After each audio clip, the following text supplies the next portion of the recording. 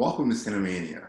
I'm your host, Brandon Shannon, and this is a special episode where we were talking about two specific videos that are very interesting. But before we do that, let's introduce ourselves. Welcome to our co-hosts, to my co-hosts. Landon Pinky Roberts. Adam NASCAR throwback cheek. Sam, I'm thinking of ending things. And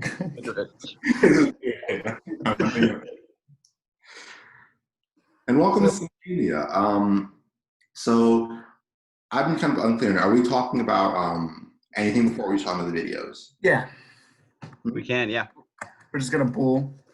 Yeah. So we decided to kind of cut the what have we been watching segment, because I think we all kind of agreed, except for Adam, that it was kind of a boring segment. So now we're just gonna have like 20-30 minutes where we talk to our lovely devoted fans and make them form parasocial bonds with them. We can milk as much money out of them as possible. See, Because oh my God, Brandon. Is that Bo Burnham? When did he get here? This is what a real parasocial relationship looks like, guys. I mean, you're joking, but one of the thumbnails for like a side video related to this is like this, like what you're doing right now. Honestly, like that's why I'm doing it. I want to give the people some stock images. So Visual Yeah. metal. stock images. Oh my gosh. It's a nightmare for you. It's terrifying, you Brandon. guys seen Spy Kids? Yeah. This is something in the Spy Kids movie. I feel like we need to talk about something. What are we talking about? Our last episode was Hamilton. And it's one of our most viewed episodes of Is it actually? Yes. I haven't looked at It is. It is one of our most viewed episodes of Cinemania. And there are 3 comments that are absolutely tearing us apart. I feel like we need to apologize not only to the people that we offended with our Lin-Manuel Miranda special, as well as just stating that, hey, Lin-Manuel Miranda, he can continue to write, but I'm going to double down by saying I will never support this man ever again or anything that he ever does. That's all I'm saying. Well, we got ratioed 0 likes, 6 dislikes. 46 dislikes? Yeah. Oh no. How did they find us? That's what I want. I have no idea. Like They were are searching out the critical Hamilton reviews of fans Hamilton. like? Sorry, Adam. They were searching for critical reviews of Hamilton so they could criticize the people who made That's it. what I'm wondering. Do they have like a Google alerts where it's like anytime something Hamilton related is uploaded, they're like, all right, let's fucking go. And then they sit there for the hour and a half of us like shitting around for that time. And then they go, I dislike these guys. I'm going to comment on their, like, what? Like, who? Like, why do you care about Hamilton so much, bro? They're not like mad or anything. Like they're just saying like, oh. They're mad enough to dislike the video, right? I mean, Yeah. How many times have you guys disliked a YouTube video in your entire life? I don't think I ever have. No. Maybe like Because twice. I don't seek out stuff that I'm not gonna enjoy. I Maybe think like I 30 disliked an times. IGN video where they like tried to make a Grand Theft Auto meets the Beatles joke. When the Beatles rock band was coming out. That might be the only time. I just want to say I don't think they understand our nuanced criticism of Lin-Manuel That's what I'm saying. Miranda and his rock hard penis. I just want to say about these people who commented on our video. Look, and to the people who dislike this video, look, you cared enough to seek out our video, watch it fully, listen to our opinions, and if you don't care about it, I just want to say, even if you're our devoted fans, fuck you. I don't know shit what you have to say. Hamilton. It's a movie. It's something. All right. You know what? I don't give a shit. You know, watch our video if you want. Well, fuck you. Okay. I will also say, Lin-Manuel Miranda is not your friend. He's Like, not. you don't have to defend him. It's fine. Yeah. He has. You know how much he made off of Disney off of that $2. selling that 2-hour long recorded. It's it's basically me recording my high school play and selling it to Disney Plus. $50 million, right? Don't have sympathy for Lin-Manuel Miranda. It probably the same. The sound mixing would probably be the same quality. It'd be better. Literally any work done would be better than what they did. Literally. Oh my He god. is a multimillionaire who posts those really disgusting pictures of himself. I don't think he deserves our sympathy. He has more than enough money. His kids are gonna be fine. His grandkids are gonna be fine. You don't owe him your loyalty. You owe us your loyalty. Be our friends. We are your friends.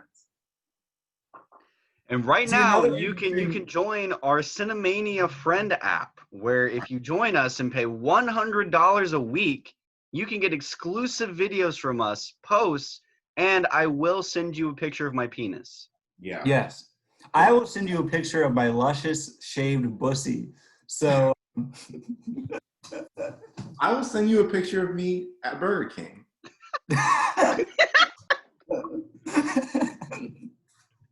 People really come for the Oh, Burger you King said- selfies, right? Like they come for Cinemania, they stay for the Burger King selfies. yeah, and pussy. And And pussy. Both at Yeah. the same time.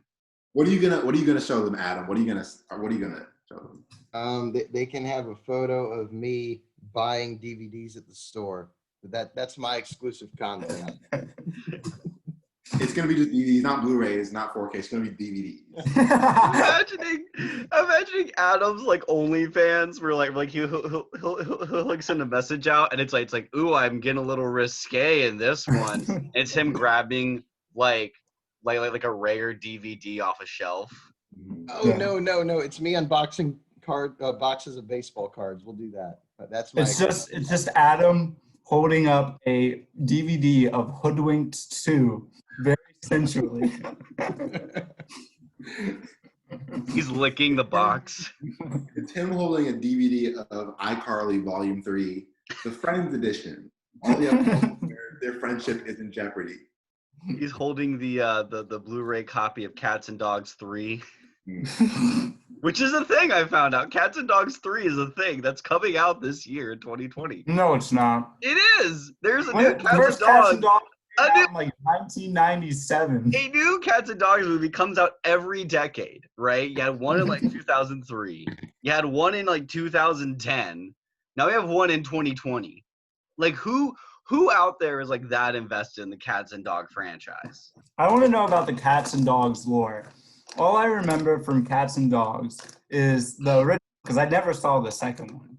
Who did? I believe there's like a really like puffy cat that's like really hairy, something like that, and he takes over a factory or something. Right. And I think the factory makes Christmas trees. But in reality, it's like doing bad things. Yeah, he does something with dogs. And like someone's parent, does someone's parent die in the factory, or am I like mixing that with like Gremlins or something? I feel like there's a parent death, like in the beginning. Oh, I think you're thinking of A Beautiful Life. Yeah, that's it. That's exactly what I'm thinking. Sorry. I got my kids' movies mixed up. I'm gonna change my decision. It's gonna be just me unboxing baseball cards. I'm just gonna hold them up one by one. Here's a 1990 Craig Grebeck. No, Here's a Adam, 1993 Gary DeSarcino. you don't say. Adam, you're not holding up any cards. There's no cards. Adam, It you still literally stands. don't say anything. You just stare at the camera like deadpan and just hold it for like 5 seconds solid. It's like a 3-hour video. You charge $300 for it. I'm gonna take 5 minutes. We're trying to figure out what we need Adam to do for like our OnlyFans or whatever we're doing, our Patreon. But the answer is so simple and it's in our face every time we walk behind Adam. Fucking calves, bro. Just flash those puppies, dog. Please. It's like super up close. You can't even tell it's a cow. A calf. You're just like, Oh, you don't even have to get up close to see the dog. I'm telling you right now, they are just so big and juicy. It's just like, ooh, Adam. Adam, I don't mean to sexualize you, but I don't But mean to objectify you, but you are a pretty good object. If you pay us $200, Adam will sign a picture of his calves and send it to you. For $300, Adam will With a sign piece. your tabs. We'll sign your calves. For $500, he will send you a piece of his leg hair. For $1,000, Adam will personally remove his calf from his body and implant it into your leg. For $300, Adam will give you the bath water that he washed his calf in. He'll send it to you, bottle.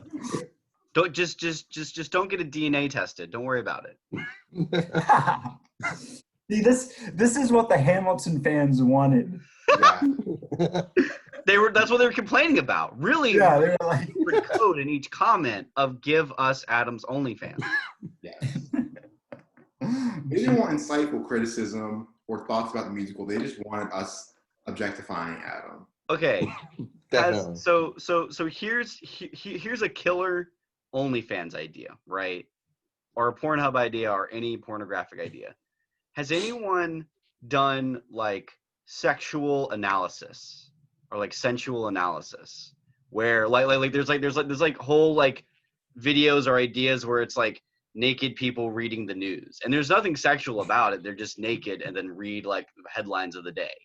So why doesn't someone do like a really thoughtful, serious analysis, but they're naked the whole time, right? oh, So like someone's sitting there and like just completely nude, and then they're just like, and they just talk about Tenet and like go into the details for like 30 minutes, right? They're like someone like walks out and it's like slowly undressing while they're like, I'm thinking of ending things. It's a really fascinating film. We're like, they're just going for it. Jesus Christ. I'm not saying I'm gonna do it. down I'm not for it. comfortable enough with my body to commit to that idea, but it's a good idea. Oh, well, Guys, Ooh, wait, guess what? Really quick, guess what? Ooh, here we go. You can't see me, but I'm naked right now. Legitimately, I hold on a second. don't. All right, so right now I'm in the bathroom, Yeah. but I will not be lifting the camera any lower than this. Wait. Ooh, Ooh, yeah, but yeah, right now I'm on the toilet, please. sitting on the toilet. Wow. See, Brandon, you shouldn't have told him. We could have charged them for that. I'm saying. No, see, for every like dollar they don't, I'll just like raise the camera an inch lower. But all right. Grip aspect ratio. Okay, I kind of want to talk about. I want to ask Sam something. Sam, did you watch? I'm Thinking of Ending Things. I did. I watched it in a very weird way because I watched it in parts because my roommates because I watched it in the living room and my roommates kept asking me to do things and needed me for things. But also I started it and they came home during a part. I mean, has anyone seen the movie? I don't want to say too I have much. not seen it yet. Not yet. I won't say too much. It's an amazing film, but there's a part where the main character, the girl or the woman, is like reciting a poem, and it's extremely depressing. I mean, who's surprised? But she's reciting it, and that's when my roommates got home, and they're like, "What the fuck are you watching?" I'm like, "It's a great movie. I don't know what's happening, but it's a great movie." And so then I had to keep watching it like throughout the day until eventually we went to go get food, and I had like 40 minutes left in the movie, and they're like, and I was like, I would like to finish it, but I don't want to put you guys through this. So instead we watched Knives Out. Next day, like yesterday, in the middle of the afternoon, I was like, oh yeah, I should finish this movie. And then the last 40 minutes is when it like, I don't want to say it goes off the rails. I think it's earned, but you cannot predict where it goes at all. That's all I'm going to say. Yeah. Sorry, I went on a tangent. Yeah, I just think you're good. You're good. I love it so much. I think it's incredible. I talked with Angelica Bad last night, and she, I don't know if she liked it as much as I did, but she still definitely liked it. And we talked about like how, because the book is like such a sharp because a lot of people have been saying it online too, and I 100% agree. Like the book is a lot less like complex than the movie is, Mhm. And the movie like is a lot more layered and adds a lot more like thematic elements to it. And like that scene you're talking about, which I think you are, the one where like it not go, I wouldn't say go off the rails, but like where it kind of like starts to do something really, really kind of Where form it's to me it feels like the movie is like where most movies would be going, okay, this is where everything makes sense, right? The movie is like presenting it that way, but it's still so abstract that it's not like extremely clear what's happening, at least in my head. But it's like, but it's paying off things that it's set up, even if it's not exactly clear what it's paying off. Well, like the thing that like I found really interesting because like I read a lot of like Charlie Kaufman interviews like leading up to watching the movie because he did like this he never does any interviews, which is kind of crazy. Like, but he did like a ton for he did with New York Times, LA Times, and like he's talking about how he doesn't really believe in twists, and like he thinks that like people who call this the twist in this is like are stupid. He's like this is not a twist at all, and like everything in the film he says is telegraphed, and I feel like that sequence is very much so kind of like him like being like, okay, were you guys paying attention in the movie? Well, and well, that's my favorite thing about it is that like the movie tells you what's happening constantly. The movie is constantly telling you what's happening, but what's happening is so out there and is so abstract and is so metaphorical.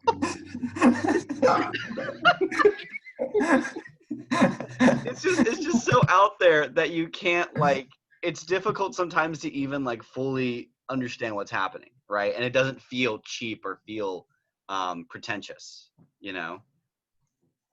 Is it better than Anomalisa? I think so. I believe so. Yeah. Because I would say I'm thinking of ending things is like if the last 20 minutes of Anomalisa were an entire movie. Okay. But maybe not as like crazy. Sometimes I don't know. I read the David Elric review for I'm Thinking of Ending Things, and he makes a really good point how the movie is like a train of thought and just like following that thought visually. And I'm like, that makes a lot of sense. I really feel that. Also, I'm down. Also, it has one of my favorite jokes, which I don't want to spoil it, but it's Is this the Robert Zemeckis thing? I keep hearing people talk about Rob. Don't spoil it for me, but people keep talking about Robert Zemeckis, and I'm just like, what is happening? What is this movie? It's the most bizarre burn I've ever seen in my life. I don't really think it's a burn though. I think it's like I don't want to talk about it. I don't think it's a burn. I think it's just like pointing out like how like his films kind of had this really like manufactured sincerity to them. Mm-hmm. And I don't think it's really like a burn because like he in the article he said he asked Robert Zemeckis about it. Oh really? Yeah. No, stop it. I'm Thinking of Ending Things a sequel to Morrowind? Yes. Honestly. So that's the thing, right? Like in the last 20 minutes, it turns out they're in Steve Carell's little world, right? They're in his little thing, and the whole movie has been like the 3D like the animation, whatever it's called, the motion capture. It's been all motion capture, and he just didn't know because the technology is so advanced. Right. Oh. Netflix invested $300 million into this project. They really believe in Charlie Kaufman and his work. Right. James Cameron's a co-director. I don't know if you knew this. James Cameron's a co-director on the film. Without him, we wouldn't have reached these heights. And then at the very end, it turns out it's a preview for Avatar 2. This is the prequel to Avatar 2, setting us up to come back to the world of Pandora. Wow. Yeah. Genius. He's a living genius. I actually have a theory that all of Charlie Kaufman's movies, in his last movie he makes before he dies, he's gonna have like a movie that's like scheduled to come out when he dies. That's gonna reveal that all of his movies have been taking place simultaneously in the same universe. I could see it though, because there's so many fascinating elements and like connections. I want Charlie Kaufman, the day that he dies, and he has like the secret movie that he's been like keeping aside for the day when he dies. And it's just the dumbest comedy you could physically imagine. It's like worse than Grown Ups. It's worse than any shitty Adam Sandler comedy. I just want him to release it and shit it out. And then people are just trying to figure out what it is, but it's literally just What is he saying? pulling the biggest troll of all time.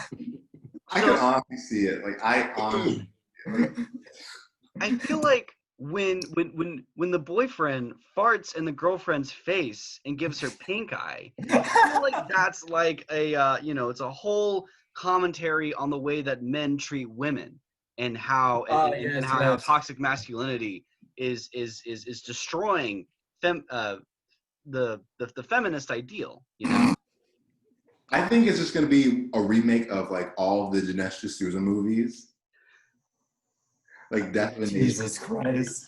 Hillary's America. He's gonna remake them, but he'll play all the characters. He's gonna play Hillary Clinton. He's gonna play like No, it's gonna be the dude that voices the main guy in Anomalisa. What's his name? oh, David Thewlis. Yeah, it's gonna be him. He's gonna be every character. Let's see it. Oh my God. He and Toni Collette are so good in this movie. Especially Toni Collette. Like Dude. that scene before like Jake or they leave is like, man, when she's like, in that state. Yeah. Also, I think all of like the 50s iconography in this movie is so interesting. Like it's so fascinating. I really want to talk about what you think, like what do you think it means? Because like I have like an idea about what I think it means, but I don't want to like, again, I don't want to talk too much about it. But I'm honestly planning on rewatching it either today or tomorrow. Like Lily finished it and I'm like, well, I have to rewatch it. I have to go back to the beginning and like get a new take on it. Yeah. Great movie. Highly recommend. I planned on watching it 2 days ago, but like the night before that, I stayed up all night and I didn't sleep at all. So I got home and I was like, yes, being just completely in a dreamlike state because of no sleep. Perfect time to watch a Charlie Kaufman movie. Honestly, I started watching it and I was like, this is a bad idea. I'm gonna turn this off now. The movie's like going and you're just like, I can't keep up, Jesus. Well, now that you say that, I'm glad I didn't. I'm glad I didn't. Now that you say that, I've been. I think this movie is an interesting double feature with Tenet, honestly. I've been semi-sleep deprived for the past 10 days or so. I've gotten maybe 5 or 6 hours of sleep every night. I haven't gone to sleep until last night before 4:30 any night. So I'm kind of glad I didn't. I'll do it this week when I'm on a better schedule and I'm not like in like a fugue state the entire day. Adam, just go to sleep. Oh, good. He's asleep. Oh, no. Oh my God, Adam died. Call the police. All right. Well, we were. Go ahead. I just want to say, bringing it back, I know I'm stuck on the whole Hamilton thing. Bringing it back to Hamilton. So my therapist wanted to watch an episode of Cinemania. So I sent him a link to our channel. Do you think my therapist is one of the people that disliked and commented on our video? You go to the next meeting and he's like, Landon, I'm not gonna have you pay for this session. It's gonna be really quick. I think we need to end this relationship. I hope it wasn't the Hamilton episode. I really hope not. Yeah, God, please let it not be the Hamilton episode. I can't work with someone that believes Hamilton is not a perfect piece of media. It really disturbs me. And I have contacted the authorities. They are on there. It is my medical responsibility. It is my professional responsibility. In fact, Landon, the authorities are on their way. They're not going to go anytime soon now. The FBI will be at your door anytime to take you. He's like, Landon, I actually went to high school with the Landon. And I didn't really appreciate you talking about his rock hard erection. Having seen his rock hard erection, I can tell you it's a pretty cool thing. It's a pretty nice thing. It's a good time. Honestly, it's like a solid 8. It's like a solid 8. Oh, like, sorry, I'm sorry. I didn't know Lin-Manuel Miranda was packing. Well, we got into talking about DVDs earlier, and that's something that I wanted to bring up because I completely forgot about this last episode.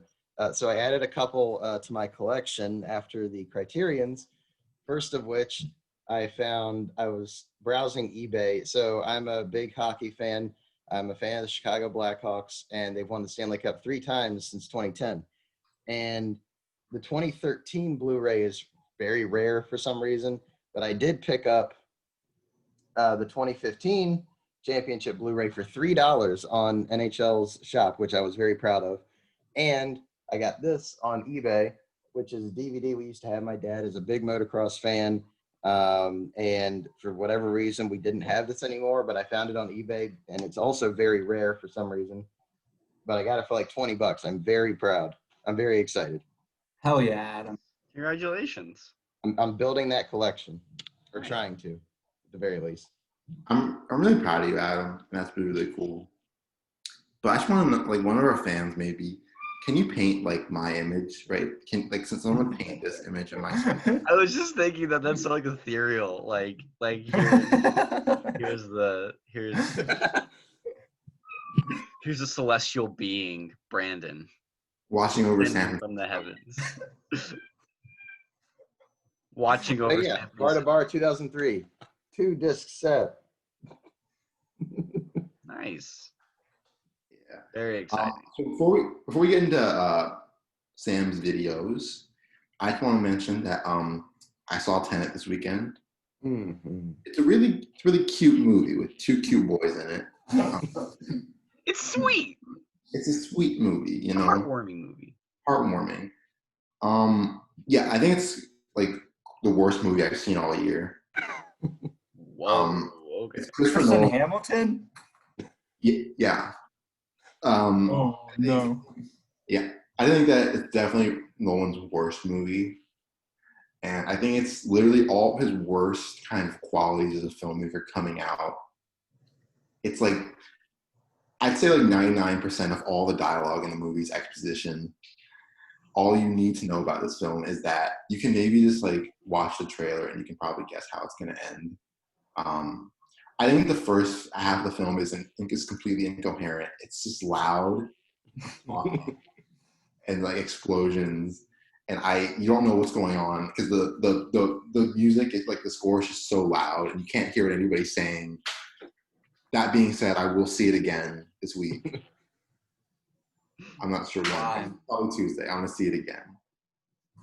So we can understand it. It's like Memento. You know, you got to watch it multiple times to. It's like Fight Club. Like Fight Club is such a complex and like interesting movie that you have to watch it like 5 times to even understand what's happening. You know, and even then you might not get it. It's just. It's not even that. It has nothing to do with any kind of masochistic or misogynistic urge to kind of indulge my fantasies. It's just I want to understand the complex nuances behind the film. Oh my gosh. So me being somebody that really does not like Christopher Nolan's movies and doesn't like a lot of his styles, do you think I will enjoy this movie whatsoever? No, but I think you should see it. I think you should see it. Maybe not in theater. You don't want to see it. Don't see it in theaters. I think this is like really his.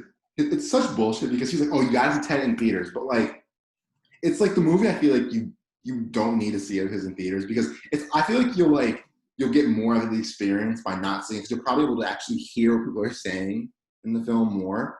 Because I'm not even kidding. You can't even understand what people are saying in the first half because the music is so loud. Like, I'm not even kidding. You can barely understand what we're saying. Is it just because all you hear is like Travis Scott going skirt? Well, it is comforting though because I for the most part enjoy Christopher Nolan stuff, so I'm glad that this is the one that you might not have to see in theaters. Because if anything, I'll go to a drive-in. I'm not going to go to an actual theater right now. John David Washington is really good in the movie, though. Of course. I've heard. Yeah, he's a superstar. I really wish he got a better movie to like kind of break out into. Dude, if What we about- okay, if John David Washington doesn't like become a huge name, like despite of Tenet, like we did that kid dirty. Like, Well, I mean, like Tenet's doing really. Have you seen the numbers? Tenet's doing really well. I've not seen. I mean, I saw the overseas numbers. I haven't seen what it's doing here. It's well, you saw like that $100 million like over internationally, right? I thought it was 50, like its opening weekend. No, well, because it opened last week. Right. Yeah, and it's this. I think it's on like what, like 130 maybe total. Jesus. Yeah. Now, admittedly, most places overseas can go to theaters. Yes. Yeah. Yeah. We cannot. We cannot. I mean, we can. We can. But like, I don't plan on seeing. The only movie I will see in theaters is Saint Maud. That's true. That's true. It's like that and Dune for me. Also, we saw the first Dune trailer during the movie. Oh. Yeah. How's it look? It looks good. It looks really, really good. Did anybody? Because I told Adam about this. Did anybody know that the Dune trailer was going to be in front of Tenet? Nope. No. There were rumors, but I wasn't sure if it was like confirmed. Yeah. No, the first Dune trailer was there, and it starts with Timothée Chalamet, and he's with like an old. I think it's Charlotte Rampling, and they're like in a room together, and he has his hand in a box, and she's like, it's actually a really, really interesting and like really good scene.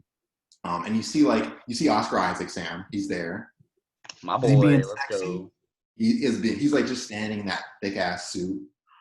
Got that beard? I'm in. Beard. Momoa's in it. Everybody's in it, but yeah, it looks good. All right. It's really good. Yeah. Very exciting. Well, with recent movies, I also watched Bill and Ted 3 yesterday, Wow, how's that? which isn't bad. I rewatched the first two on Thursday and Friday. The first one, I actually forgot how like really, really pure and genuine that movie is, just how much fun it is.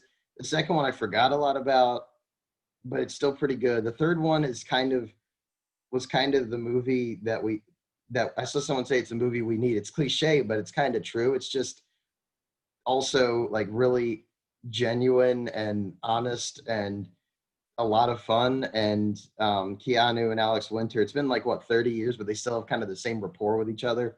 Adam, it's a lot of fun. Yeah. About Bill and Ted 3. Do they stop 9/11? Unfortunately, no.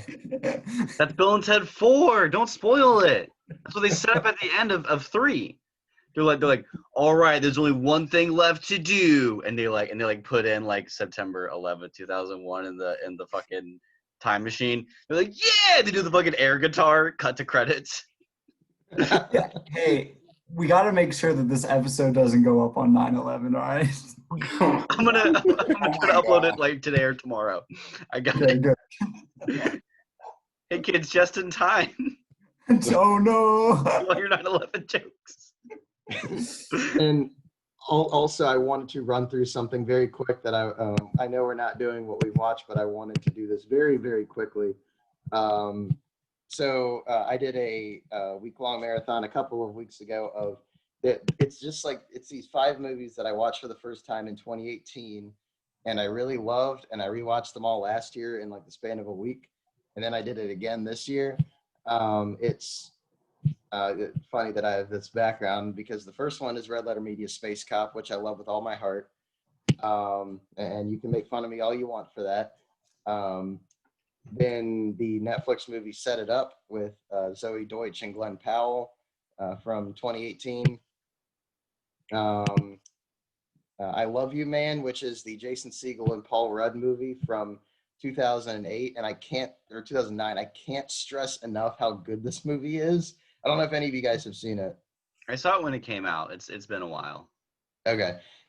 It's so fucking funny that I honestly forgot how funny it is. Like the big thing about the movie that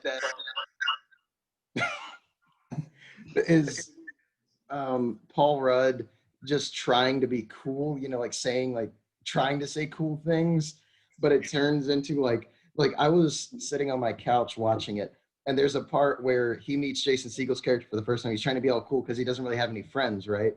And Jason Segel has already nicknamed him Pistol Pete. And so he goes, "See you later, Pistol Pete." And Paul Rudd's character goes, "All right, Jobin." And I just fucking lost it. Like, it means nothing. And it's the funniest thing. And then it cuts to, after Jason Segel it cuts to a wide shot of Paul Rudd, who's said he's going to get a cab. He's looking at his phone and he goes, "I don't have the number for a taxi," while doing this like weird, like backwards and forwards dance. He goes, "I don't have the number for a taxi," and then whistles and chuckles. It's the funniest thing.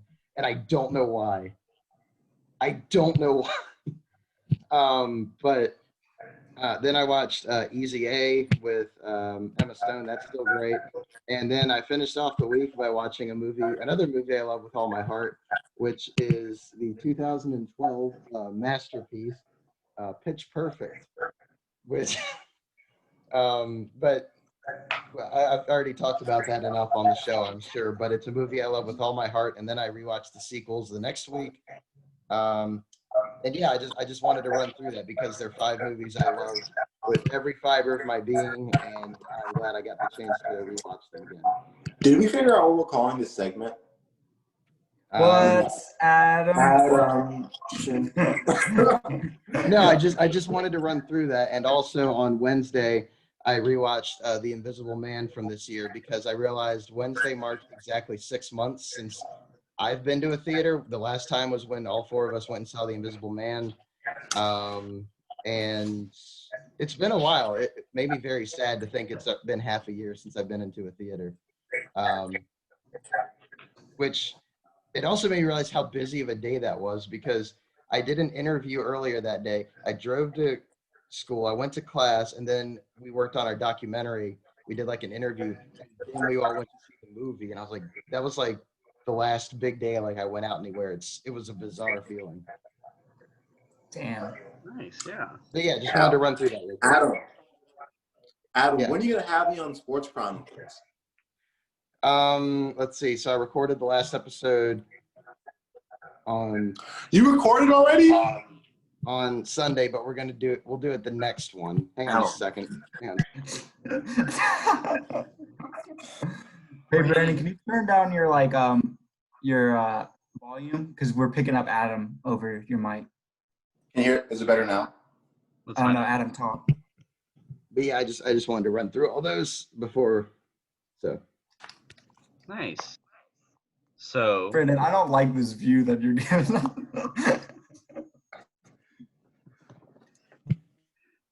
See, but this view is what will get us those parasocial relationships. Speaking of relationships, Sam. all right, boys. All right.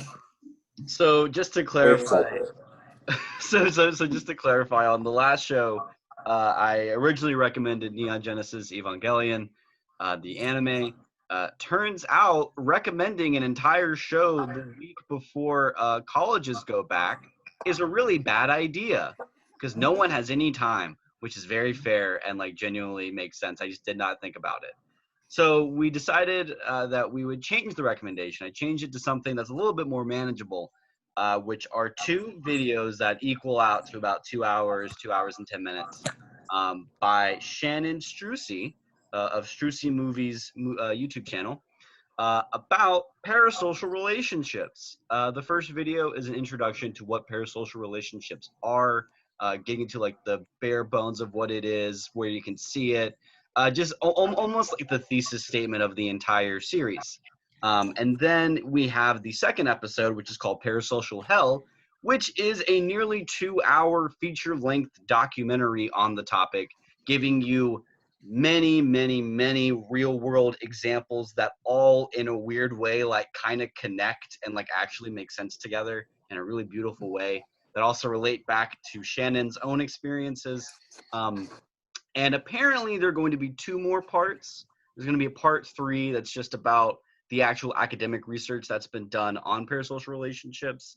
And then there's going to be a 4th part that is Shannon's own personal experiences with parasocial relationships. But it has been 2 years since part 2 came out. And these take a while to make, so I'm not like stressed, but it's just like, clearly she's putting a lot of time and effort into these. And I think she's doing an amazing job at educating people on this topic that I think is not, it's something that a lot of people feel, including myself, but it's not something that's really discussed or talked about as often as it should be, I think. I think it's something we need to be more aware of. And I recommended it for that reason. Also because I think these are really incredibly well-made videos that are simple but extremely effective. And so I guess, well, first of all, I'll just explain what a parasocial relationship is, and I'll have you guys sort of discuss your own experiences watching it and how you felt about it. But essentially, a parasocial relationship is sort of like a one-sided relationship with a celebrity, a personality, someone you have no way to truly interact with. So the great example that Shannon gives is the one for my background, where there was this penguin in a zoo in Japan who like these penguins, they mate for life, but his mate had died and he was very upset about it. And then some anime called Kimono Friends did like a special like promotion with the zoo where they put up these different anime cardboard cutouts in the different pavilions and or in the different exhibits, whatever. And this penguin here fell very much in love with this cardboard cutout of this anime lady here and formed a parasocial relationship where the cardboard cutout can literally give nothing back to the penguin. It cannot interact with you. It cannot do anything.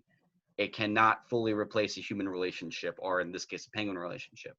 But yet, the penguin became horribly obsessed and in love with the cardboard cutout and did eventually pass away, not due to that, but just from old age, I believe. But that is sort of the essence of their social relationship. It wasn't eating, correct? That's right. It wasn't eating. You're right. Yeah, because it was Yeah, so. it wasn't eating when the cutout was there, I think, and then they took it away and it started eating again, and then it got sick and died, I think, something like that. Exactly. Yeah. Which again shows the toxicity of that relationship. And so Shannon equates that to a lot of internet personalities, a lot of YouTube channels that are dedicated exclusively to, forming friendships, feeling like you are there with the person, being in a conversation, be it a podcast, a vlog, whatever. Also to celebrity, all those different things. Yes, Brandon.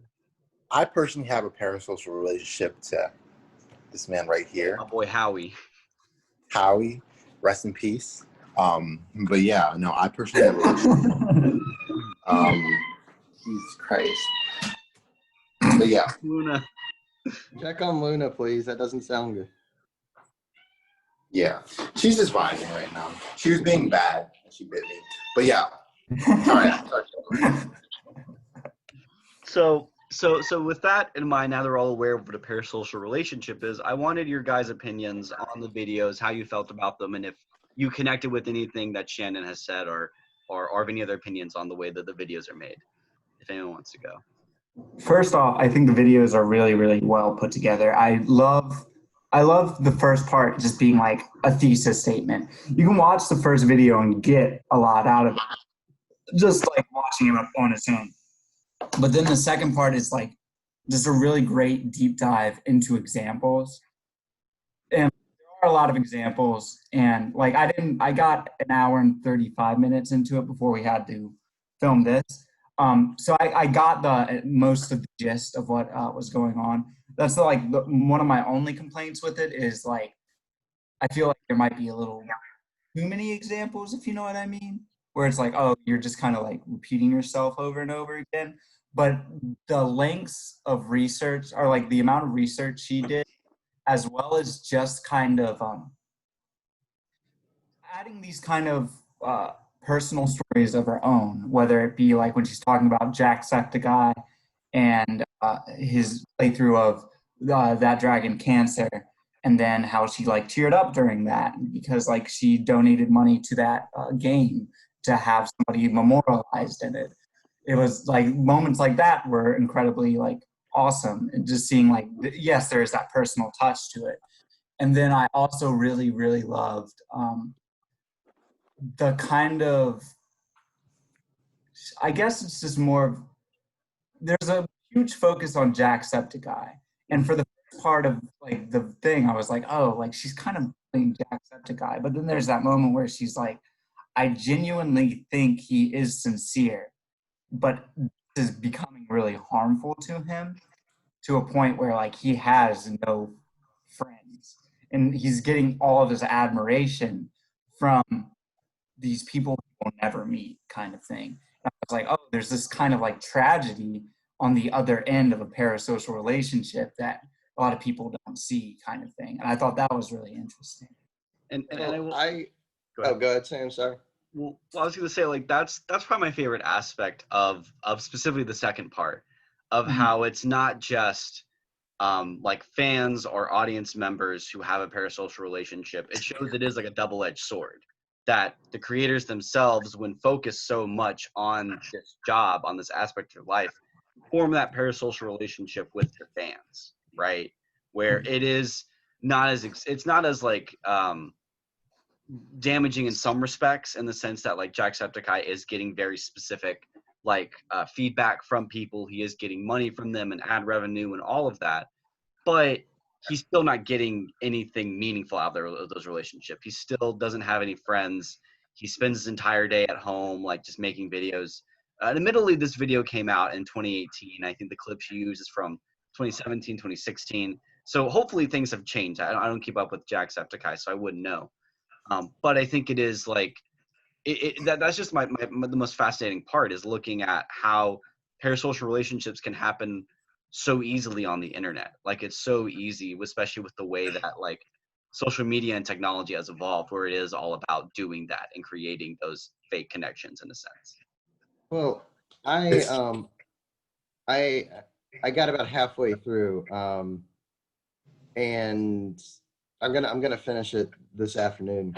But the thing I found it really interesting, and I think thinking about that, you can see where a lot of those relationships come into play online. Like, I've never felt like a connection to like where like that connection where you think you know someone that is just an internet personality, but I can 100% see how that would happen.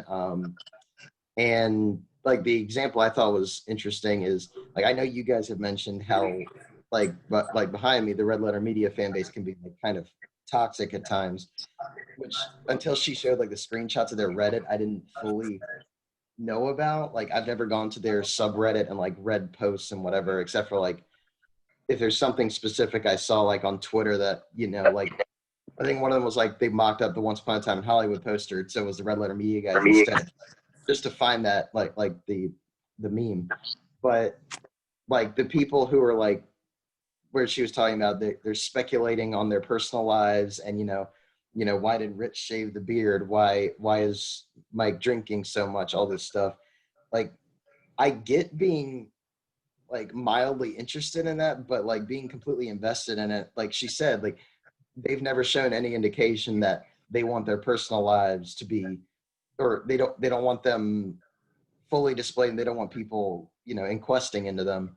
And like, it's like, I get why someone would be interested in that, but for me, like, I'm just like, yeah, it'd be interesting if they mentioned what was going on, but it's not something I need to connect with them. And she has the excerpts of the guy on, I don't know if he's on a podcast or a phone call or something, talking about talking about like their appeal, and I totally get it. And it's probably part of why I like them. It's just they're watching a few movies that are garbage and riffing on them for just an hour and a half, and it's a lot of fun to just sit there and watch that. But I don't feel a connection to where I want to know what's going on in their personal lives or feel like I know them personally. They have that, and she talks about like the persona that people put on, and that they're completely different aside from that. And yeah, like that's, you don't want every detail of your personal life or how you are in real life bared to your audience, because they might not find you as appealing that way. You have to put on some sort of facade to, draw in that audience. And of course that can lead to the toxic parasocial relationships that this whole thing is based around. But I just found that really interesting. It's really well put together. Brandon, did you have anything you wanted to add or anything you wanted to speak on this? Yes.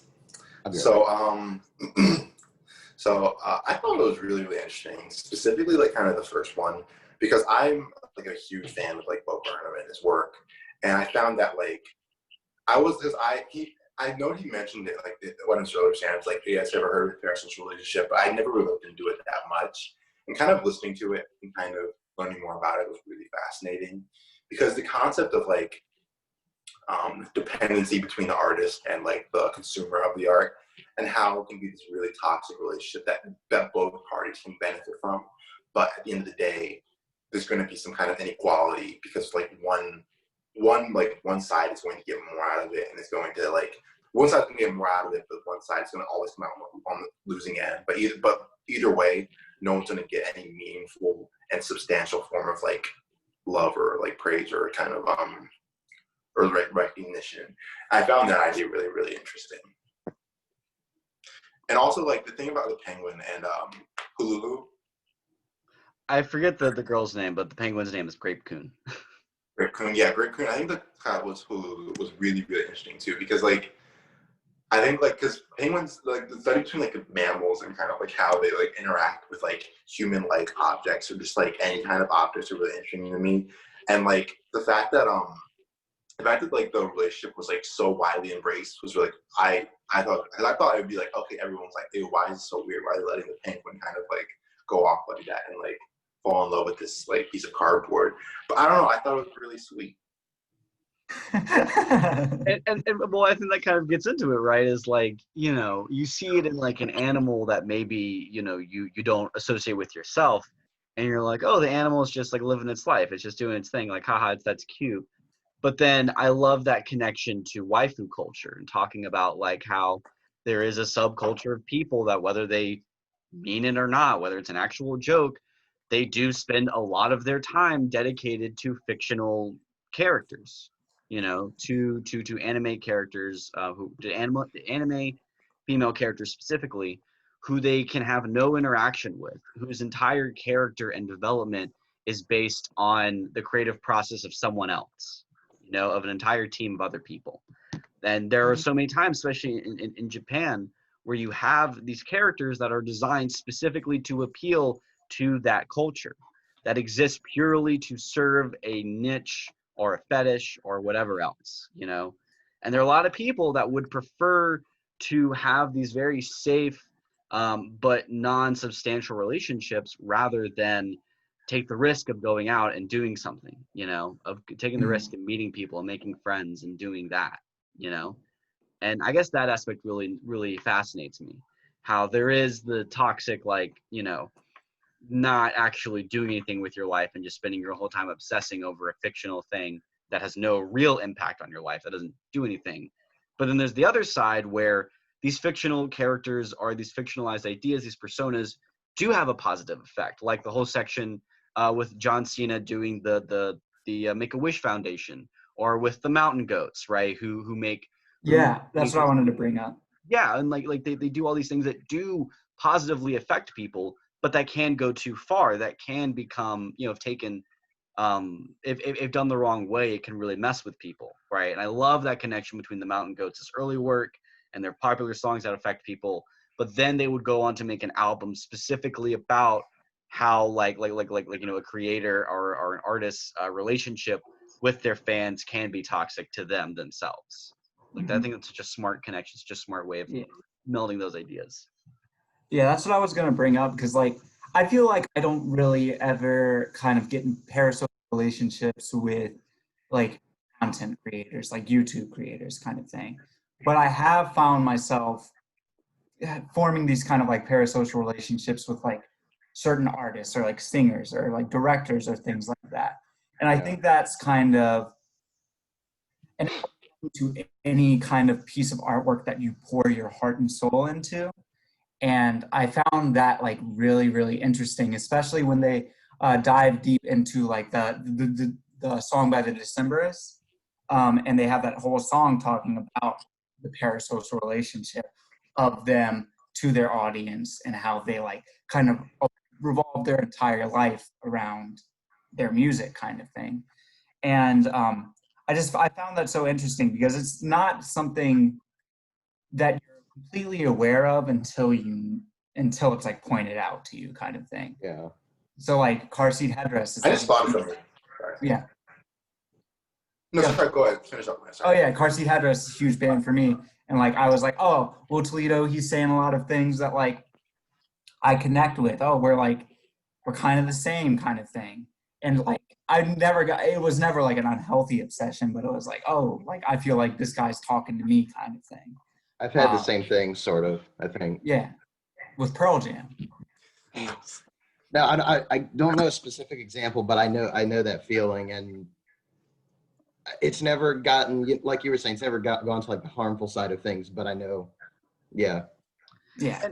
To kind of keen on like the unhealthy side of like personal relationships, I actually like just thought of this, how Disney over like the last half century has weaponized parasocial relationships and has like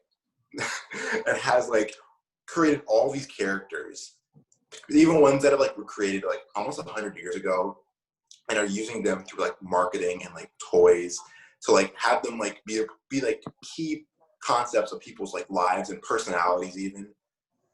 And like young kids, like really, really, really young kids, like having them build these relationships with these like fictional characters and having them rely on them to the point where they're adults, and they kind of like feed their like adult money into like feeding their obsession kind of like relationship with these characters.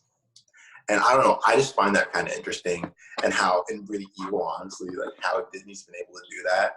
Because you could have like a film with like a really popular character, but like making it to the point where like you see them literally everywhere, and you see them like on TV and like on advertisements, on cereal boxes, on like macaroni and cheese, on Band-Aids. Like it's insane to me. And like I think it really feeds into like this capitalistic nature of how like companies use art to like kind of create like attachments to like consumers. And I just think that's interesting. Tagging on to that, it's also like interesting that with Disney especially, you have families spend thousands of dollars for their children to go to Disney World to maybe interact with some person dressed up as fucking Oswald the Bunny for like 10 minutes kind of thing.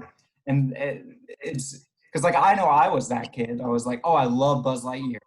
My whole room until I was 13 was Buzz Lightyear themed. So like I feel like it's ingrained to have these like parasocial relationships from like a very, very young age.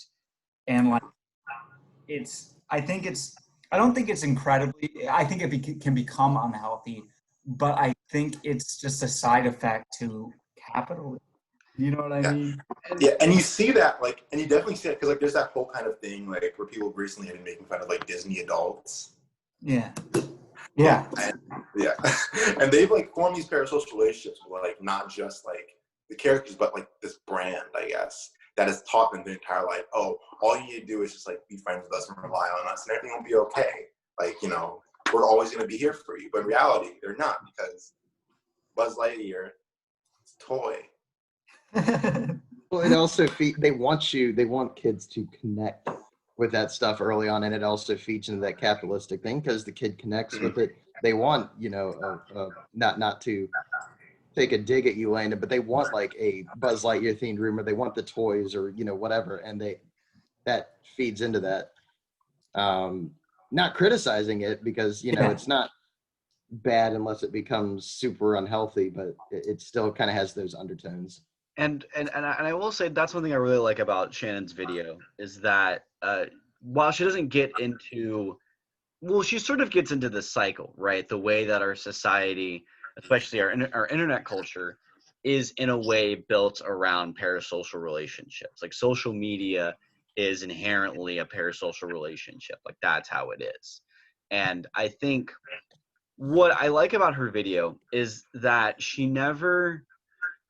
rarely, if ever, is like mean or like antagonistic towards people in this relationship. There's a lot of empathy. There's a lot of understanding. Kind of like what you were saying earlier, Landon, about the Jacksepticeye sections, where she is really digging into him, but she never, at least in my opinion, she never blames him. She never says it's his fault. It's like, this is a system. This is as the meme goes, we live in a society, right? Like this is what it's become. This is what we've evolved to.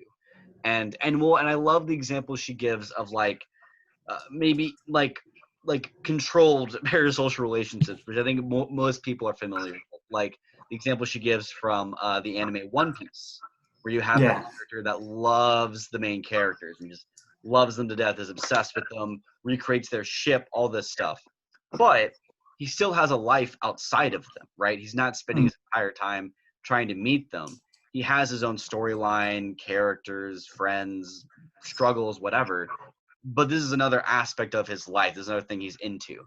And I think that that's the key distinction here is like a parasocial relationship is not being interested in something and like really forming a love of it. A parasocial relationship is relying on that over a real life, which I can say I've probably done with media and with things like that, especially in high school and college, where it was Persona, bro. Persona is the fucking parasocial simulator. it's such like it literally is just, hey, you go in and you live a good life. Like there's no way to live a bad life in Persona 5 or in any Persona game. You know, there's no way to play those games and like fail at something or mess up. And if you do, you can just try again, right? Like you're right, Lyndon. It's 100% a parasocial thing, and for a lot of people, it's just fun. It's just fun to live out that life or that experiment and do it. And then for a lot of people, and I mean, I've probably been through this myself. I haven't really dived deep into those thoughts, but I probably relied on that a lot, especially when I first started, you know?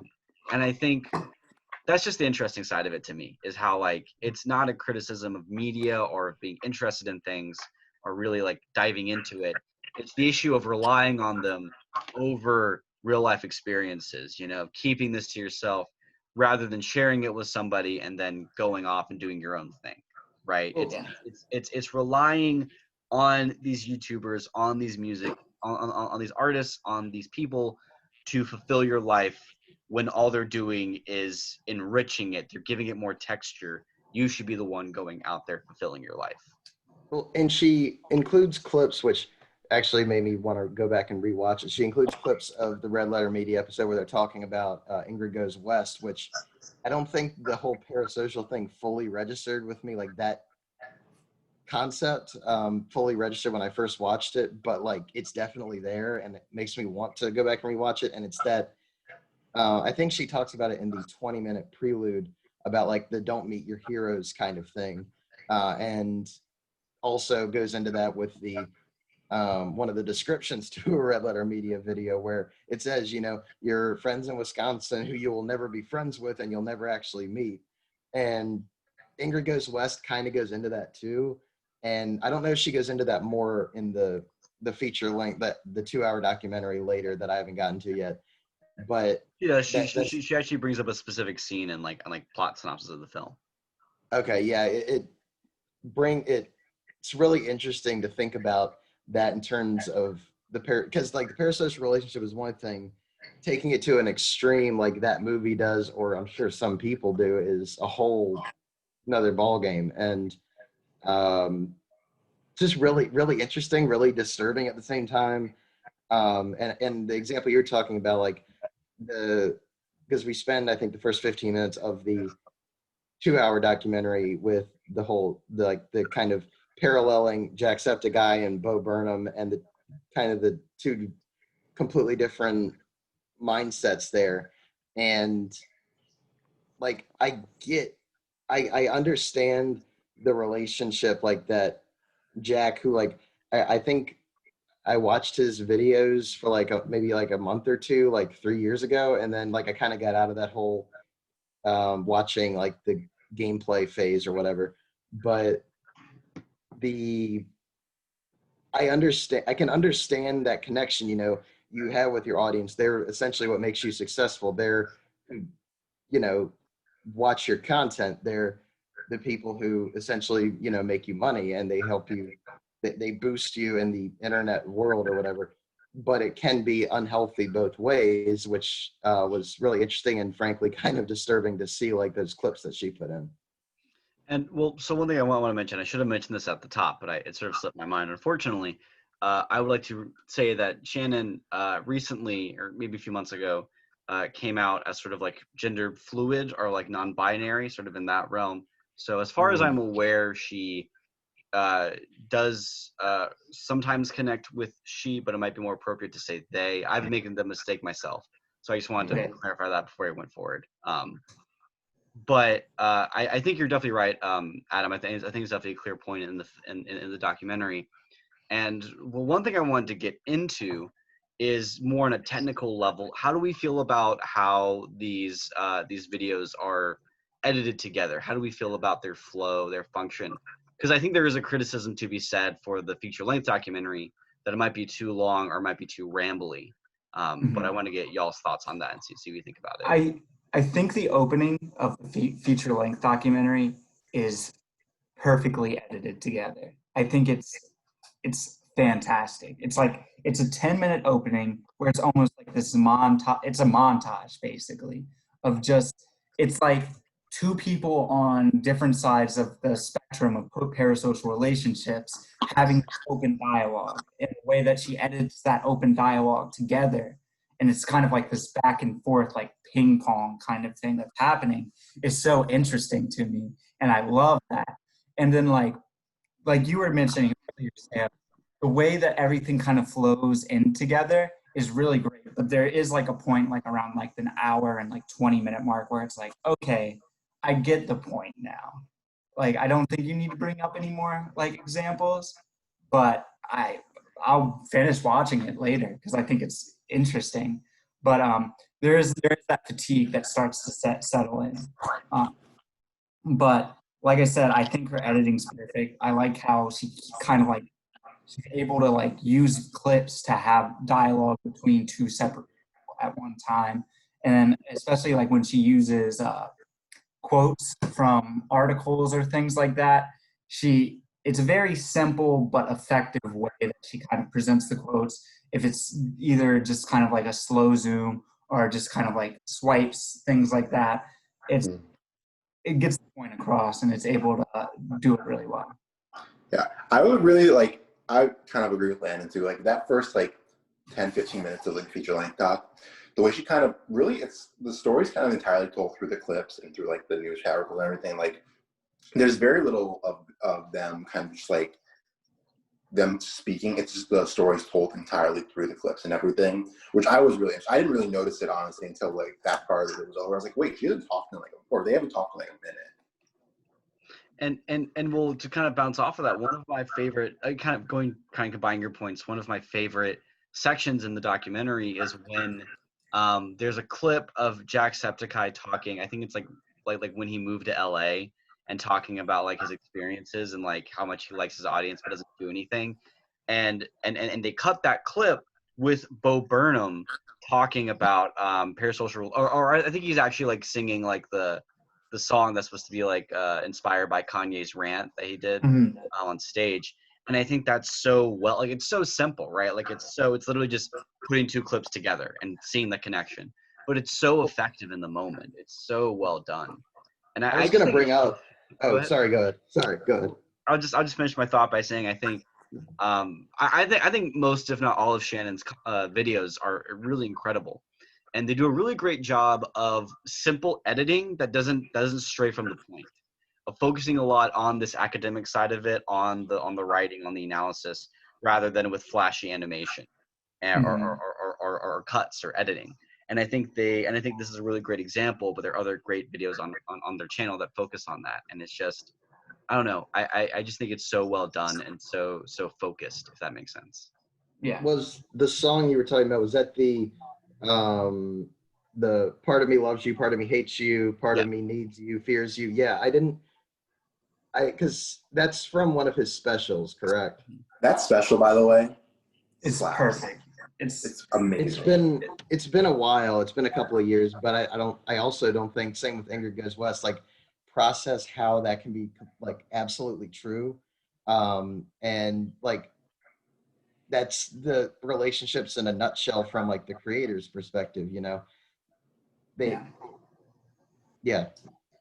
forgot how good. Sorry, I forgot how good that's. I'm gonna watch it again, honestly. Probably like either tomorrow or like Yeah, that's sometime soon. Sorry, go ahead. No, I was done. That's as far as I got. They one of my favorite clips that they use is there's that one clip where it's Bo Burnham. Like they don't go in depth with that clip, but I feel like the clip itself speaks for itself. Is when Bo Burnham's performing "Art Is Dead" in front of all of like these really well-renowned comedians. Mark Maron, Ray Romano. Yeah. And they're just like they're all these they're all these comedians that kind of like thrive off these parasocial relationships. And then you have this younger, much more, I wouldn't say sadist, but much more kind of weathered soul, pouring his heart out into this song that's actually dealing with like while also being funny. And they're just kind of like leaning back and kind of like, I wouldn't say mocking him. They are laughing at his song, but I don't think they're getting it. I think it's such an interesting clip, and the way that they use it and they place it within the documentary is also interesting. Well, I think some of them do get it, and they are. You can see because after the clip, I don't know if you like watched like. I've watched that interview. Yeah. Yeah, and like they're like, and they call, I don't know what like Mark Maron, but Mark Maron just like says something really condescending to him about it. But like he's like in that song, he's kind of like tearing down like the concept of like parasocial relationships, how like artists and like celebrities can kind of use parasocial relationships in a way to kind of like build a healthy attachments where the fans rely on them.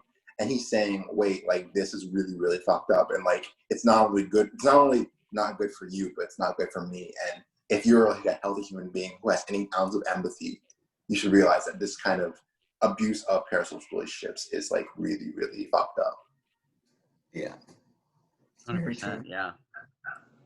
And well, do we have any other points we want to make about this? Do we have anything else we want to say? Because I feel like a lot of the documentary speaks for itself and is very like easy to understand. I somewhat agree with the criticism that the documentary sort of rambles a bit or repeats a lot of points, but I think each point that Shannon gives is different enough and like escalates enough. Like I love how it starts with talking about like robots and like with these robots are designed to help people and yet are, you know, a sort of IRL version of a parasocial relationship, and then evolving into YouTube and into these creators, and then giving examples of like, hey, here's someone that did something that like might be considered parasocial, but it's tongue-in-cheek, it's fine. Like the guy that did the album about wanting to meet Richard Dreyfuss, you know, it's like it's all in good fun. They don't focus on it. They even comment on it. Like, Zendaya is Michi.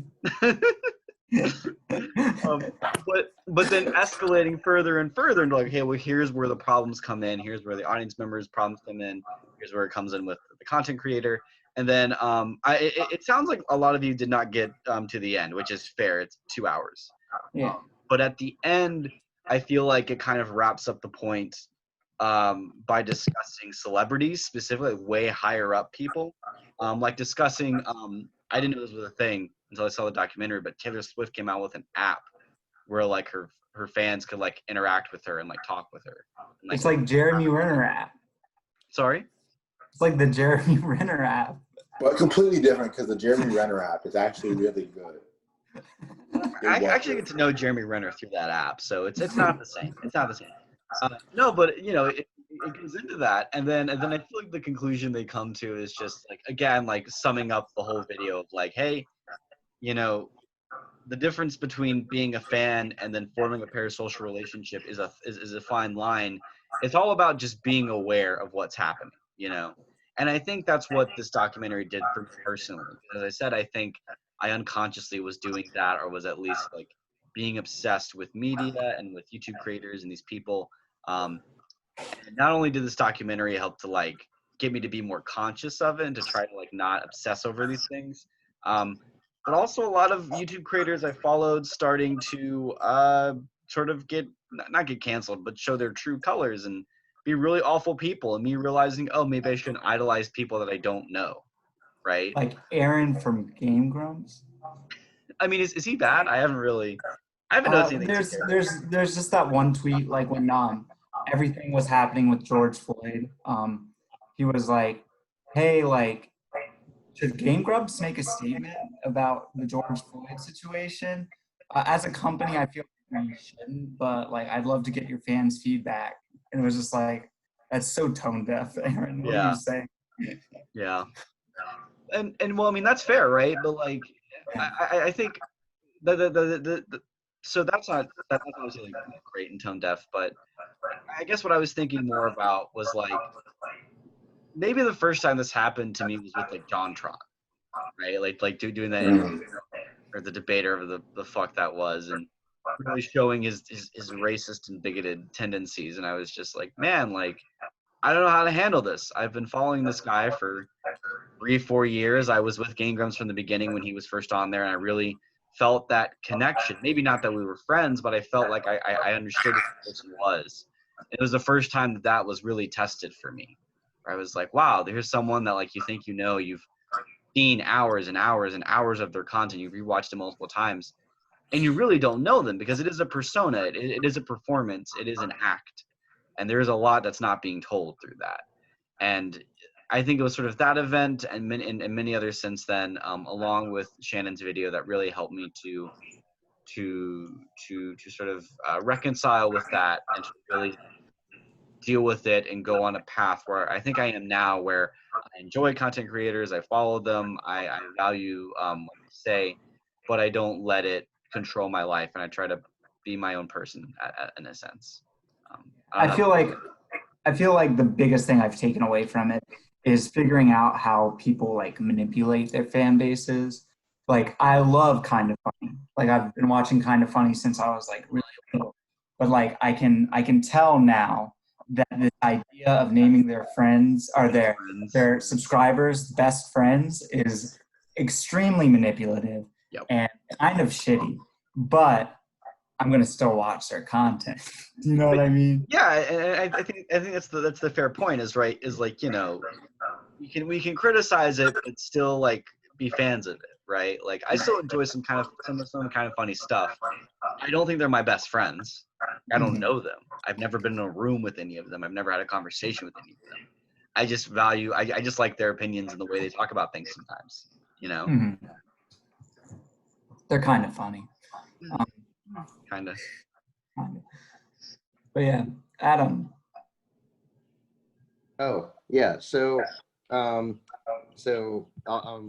gotta go leave for work in just a few minutes, but I wanted to go ahead and throw my recommendation out there before I have to leave. So well, here, Adam. What if you give your final thoughts and then the recommendation? Because then that will we'll still have time for Brandon. Yeah. Yeah. So just my final thoughts. I completely agree with what Landon was saying, and I think the internet kind of world as it's grown the past decade or so, really in the past decade, has really given rise to that. You know, they were talking early in the documentary about how it's that like talking to a camera kind of thing that initiates that connection, where you feel like they're talking to you, you know, they're looking directly into the camera and all that. But I think the going too far part, like the Richard Dreyfuss thing, I thought was absolutely hilarious, but I can 100% see how that would happen in real life and how it could go too far. And yeah, it's disturbing, but it's also, it can be beneficial for both parties. But at the same time, you know, you tip over that precipice and it's gone way too far. So yeah, and then what is your recommendation, Adam? yeah, so oddly enough, that you picked a YouTube documentary for this last recommendation, because I'm going to do the same thing. It is a wildly entertaining. I think there's a full version of it. I think it might be unlisted right now, so it might be just the 6 parts. It's like 3 hours long total. Okay, I was about to be like, oh, jeez. No, God, no. So I'm recommending the entire run of The Sopranos. I think it's 3.5. Actually, it might be 3.5, but still, it's no more than that. Where SB Nation, of course, the sports website, did a 6-part documentary on the history of the Seattle Mariners, who are, of course, the baseball team located in the state of Washington.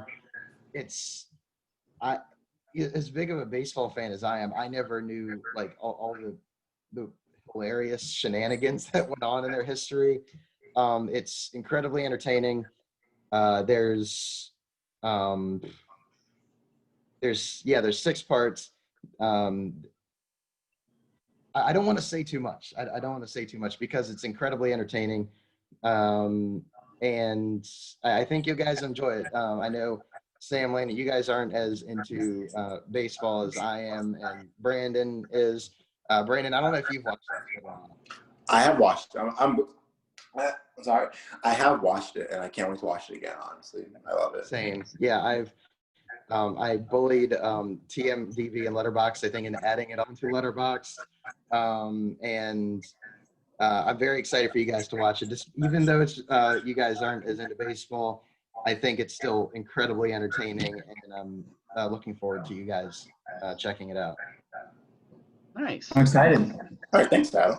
Yeah. Yep. Thank All right. I'm gonna head out. I'll see you guys at some point, and then when we do the show again. But until then, I'm Adam Cheek. I'll see you guys later. Bye, Adam. Bye, Adam. Safe. All right, now that Right. loser's gone, Brandon. Yeah. I love Adam. Okay, Brandon, what do you think about parasocial relationships and the documentary? Okay. All right. I thought it was very, very informative and very entertaining.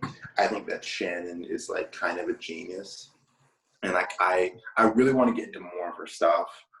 This is like the first time. More of their stuff.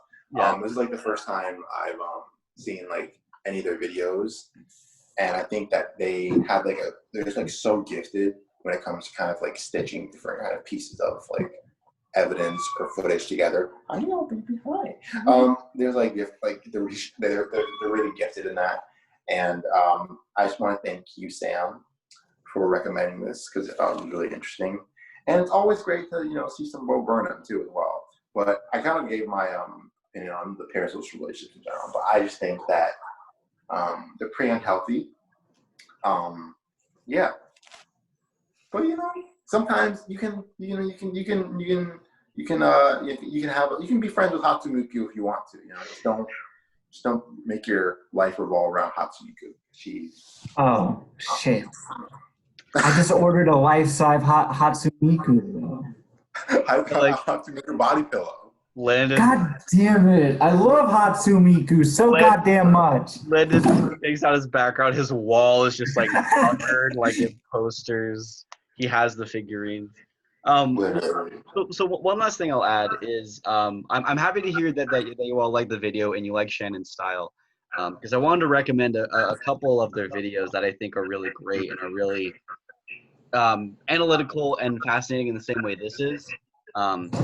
So there's a video of hers that's really great, or of theirs, it's really great, called Getting Breened, which is about Neil Breen and about like how great his movies are, and like the weird, like almost like collective, I don't know what the word would be, but just like the experience of watching a Neil Breen movie is really fascinating.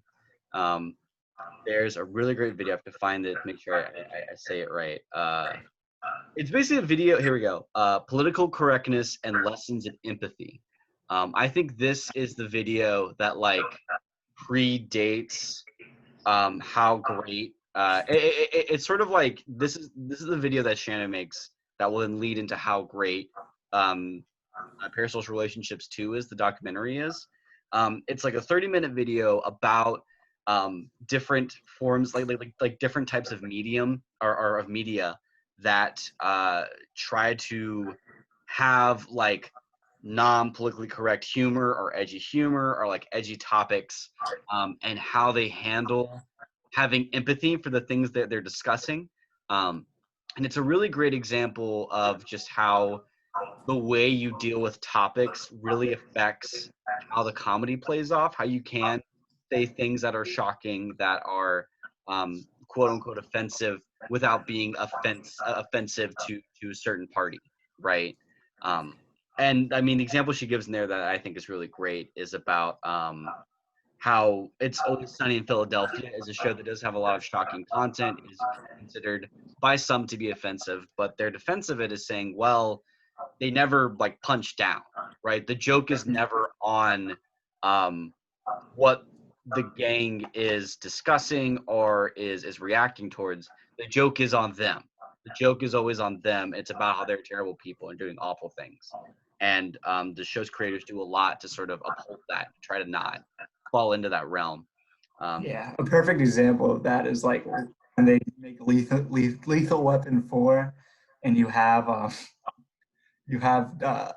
believe it's Dennis. No, it's Mac. Mac is in blackface. And then like halfway through shooting that their Lethal Weapon 4, Dennis decides he wants to be in that blackface, and it just turns into like a whole like but and well, so what I'll say is the last thing I'll recommend is there is a really great they also do reviews, which I think are really well done, and Shannon has a really great review for Hereditary, because their take, it's fascinating because they're someone who in their videos has talked a lot about their past traumas and things they have experienced, and their experience watching Hereditary is very fascinating and very much informs what I think Ari Aster is going for in the film. And I think they used to do a great job of talking about it, really getting in the weeds with it and tying it to their own experience. But yeah, highly recommend their stuff. Love this video. This might be the third time I've watched the video all the way through. I always watch it in parts, but I just love it. I think it's so good. It's so well done. Yeah. Fantastic. Yeah. Thank you, All Sam. right. Yeah, thank you, Sam. I really appreciate it. And with that, I think we're up towards the end of the episode, guys. Thank you so much for talking about, for the last few hours. Really appreciate it. And stay tuned next week for we're going to be talking about as recommendation. But yeah, so anything else you guys want to say before we head out?